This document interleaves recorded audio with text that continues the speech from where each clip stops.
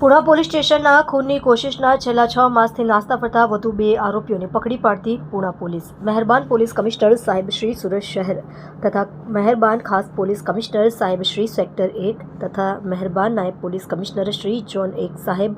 તથા મહેરબાન મદદનીશ પોલીસ કમિશનર 2 ડિવિઝન સાહેબ શ્રી નાઓએ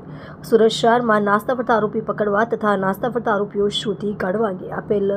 સૂચના અને માર્ગદર્શન હેઠળ આજ રોજ પુણા પોલીસ સ્ટેશનના police inspector Shri VM Desai નાઓ પોલીસ સ્ટેશન વિસ્તારમાં કાર્યરત હતા તે દરમિયાન surveillance police sub inspector D K. Borana તથા સર્વેલન્સના સ્ટાફના પોલીસ માણસો સાથે પોલીસ સ્ટેશન વિસ્તારમાં નાસ્તા ફરતા આરોપી પકડવા તથા અનડિટેક્ટ ગુનાઓ શોધી કાઢવા સારું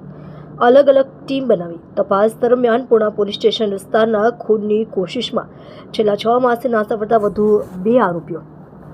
ભરત ગોબરભાઈ ભેડા ઉંમર વર્ષ 30 ધંધો વેપાર રહે ઘર નંબર